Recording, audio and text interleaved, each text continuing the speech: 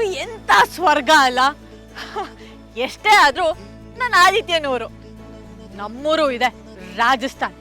L ನೋಡಿದ್ರು ಮರಳು ಮರಳು ಮರಳು. ಈ ವೆದರ್ ಎಷ್ಟು ಆಸಮ್. ಆದ್ರೂ ನನ್ನ ಪರಿಸ್ಥಿತಿ ಸರಿ ಹೋಗೋ ತನಕ ಈ ಸ್ವರ್ಗ ಕೂಡ ಮರುಭೂಮಿನೇ.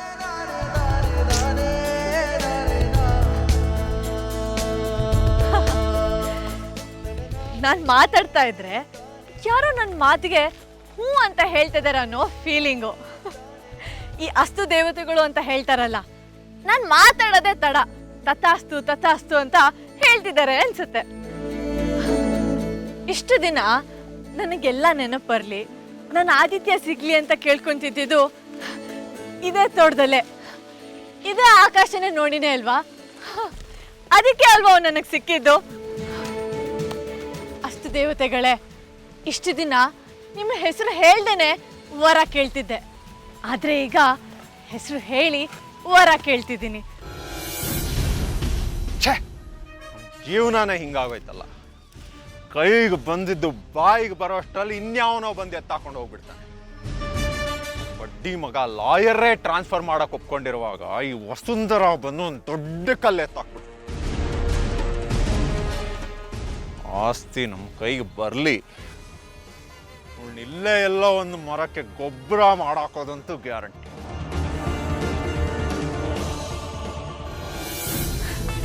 ನನ್ನ ಆದಿತ್ಯಂಗೆ ಎಲ್ಲ ನೆನಪು ವಾಪಸ್ ಬರಲಿ, ಹಳೆ ಜನ್ಮದ ಒಂದೊಂದು ನೆನಪು ಬಾಕಿ ಇರದೆ ನೆನಪಾಗ್ಬಿಡ್ಲಿ. ನೀನೇನು ಜಾಸ್ತಿ ಕಷ್ಟ ತಗೋಬೇಡ, ನಾನು ನಿನಗೆ ಹೆಲ್ಪ್ ಮಾಡ್ತೀನಿ.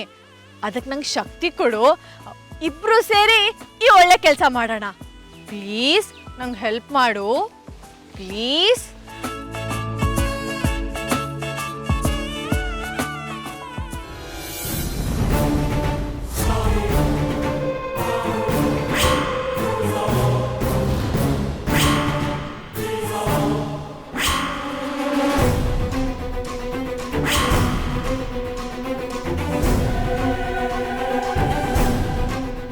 ದೆವ್ವದ ಬಗ್ಗೆ ಮಾತಾಡ್ತಾ ಬಂದರೆ ದೆವ್ವನೇ ಮುಂದ್ಗಡೆ ಬಂತು. 100 ವರ್ಷ ಆಯುಸ್ ಬೇರೆ ಕೇಳು. ಸುಮ್ಮನೆ ಇವಳ ಬಗ್ಗೆ ಮಾತಾಡಿ ನಾನೇ ಇವಳು ಆಯುಸ್ ಜಾಸ್ತಿ ಮಾಡ್ತೀನಿ. ಆದರೆ ಇವಳನ್ನ ಇವತ್ತು ಬಿಡಬಾರ್ದು. ಡೌಟ್ ಕ್ಲಿಯರ್ ಆಗಲೇಬೇಕು.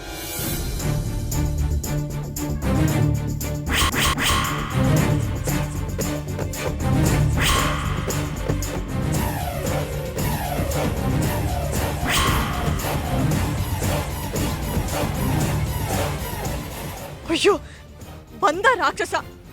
ಮೊದಲು ನಾನು ಧೈರ್ಯ ತಗೋಬೇಕು. ಅವನಿಗಿಂತ ನಾನೇ ಸ್ಟ್ರಾಂಗ್ ಅನ್ನೋ ಥರ ನಾಟಕ ಆದರೂ ಆಡಲೇಬೇಕು. ಇಲ್ಲ ಅಂದರೆ ಅವನನ್ನು ಸಾಯಿಸೋಕ್ಕೂ ಹೆಸಲ್ಲ.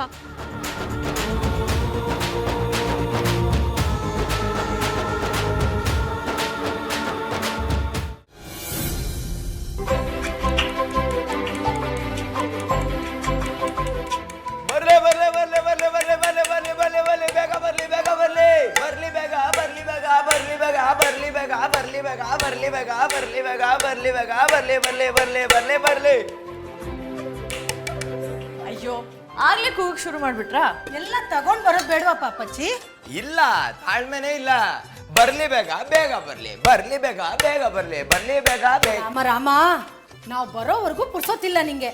ಯಾವಾಗ್ಲೂ ಹೀಗೆ ಅಲ್ಲ ಪಾಪಚ್ಚಿ ನೀನು. ನನಗೆ ಹಸಿವಾಗ್ತಿದೆ. ನೀವು ನೋಡಿದ್ರೆ ಮೈಸೂರಲ್ಲಿ ಅಂಬಾರಿ ತಗೊಂಬರತ್ರ ನಿಧಾನಕ್ಕೆ ತಗೊಂಬರ್ತಿದ್ರಲ್ಲ.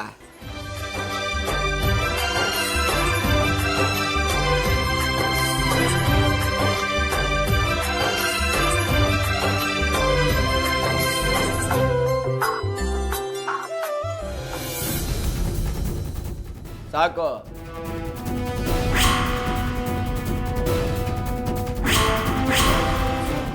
ಮಾವ, ನಾನೇನಾದ್ರು ಬಡಿಸ್ಲಾ? ಇವಳು ಬೇರೆ ಒಂದು ರಾಕ್ಷಸಿ ಕಾಟ ತಪ್ತು ಅನ್ನೋಷ್ಟರಲ್ಲಿ ಮತ್ತೊಂದು. ಆಂಜನೇಯ, ಏನು ಸಾವಾಸ ಗುರು, ಇದೆಲ್ಲ ನೋಡ್ಕೊಂಡು ಸುಮ್ಮನೆ ಇದೆಯಲ್ಲ. ನೋಡು ಪುಟ, ಇದೆಲ್ಲ ಗಂಡ ಹೆಂಡತಿ ವಿಚಾರ. ನೀನು ಹಾಗೆಲ್ಲ ಮಧ್ಯ ಬರಬಾರ್ದಮ್ಮ. ಹೋಗು, ಬೇರೆ ಏನಾದ್ರು ಕೆಲಸ ಇದ್ರೆ ಮಾಡ್ಕೊ ಹೋಗು. ಹೋಗಮ್ಮ.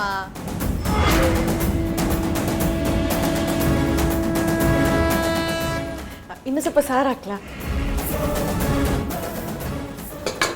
ಅಲ್ಲ ಅದ್ಯಾಕೆ ಎದ್ಬಿಟ್ರಿ?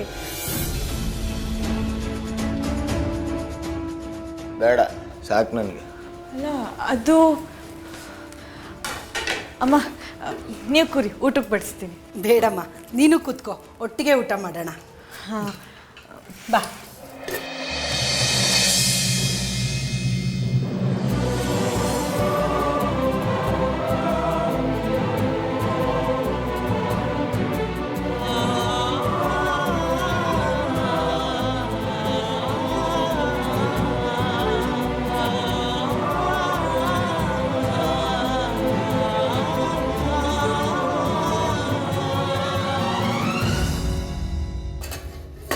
ಏನು ನಮ್ಮ ವಸುಗೆ ಗಂಡನ ಮೇಲೆ ಪ್ರೀತಿ ಜಾಸ್ತಿ ಆದಂಗಿದೆ.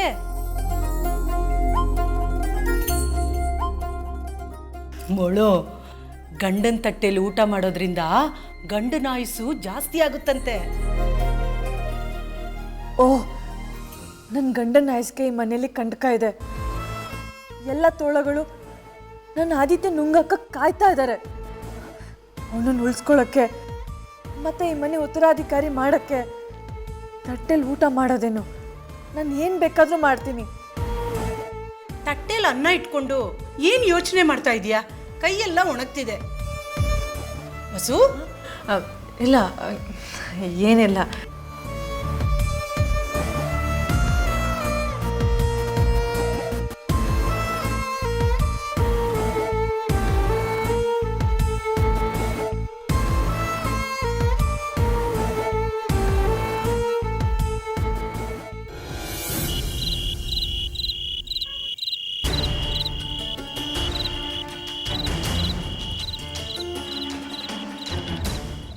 ಎಲೆ ಅಡ್ಕೆ ತರಲ್ಲ?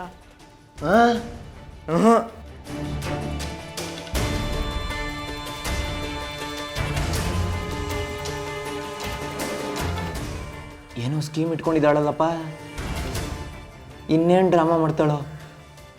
ದೇವ್ರೆ, ದಿನ ಡ್ರಾಮಾ ನೋಡೋದೇ ಕೆಲಸನ ನನಗೆ.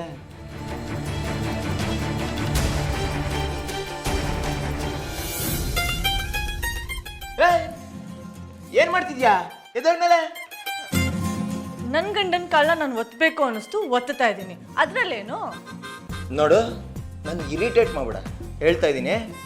ನೀನು ನನ್ನ ಡೂಪ್ಲಿಕೇಟ್ ಹೆಂಡ್ತಿನೇ ಆಗಿರೋ ಅಥವಾ ಈ ಮನೆ ಕೆಲ್ಸದವಳೆ ಆಗಿರೋ, ನನಗಿದೆಲ್ಲ ಇಷ್ಟ ಆಗಲ್ಲ. ಸುಮ್ಮನಿತು.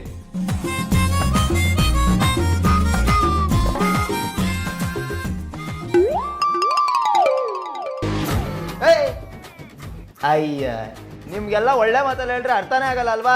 ಜೋರಾಗಿ ಕೂಕೊಂಡು ಹೇಳ್ಬೇಕಾ?